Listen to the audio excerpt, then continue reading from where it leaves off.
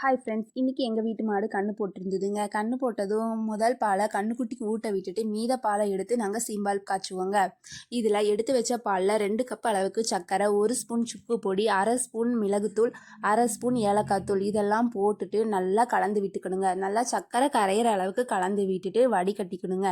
இப்போ ஒரு இட்லி பாத்திரத்தில் தண்ணி ஊற்றி அதில் ஒரு ஸ்டாண்ட் வச்சு நாம் ரெடி பண்ணி வச்சுருந்த பாலை வைக்கணுங்க. வச்சு ஒரு 15 நிமிஷம் போல் வேக வச்சா சூப்பரான சீம்பால் ரெடிங்க.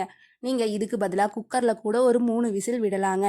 சூப்பராக ரெடி ஆயிருக்கும். நீங்களே பாருங்கள்.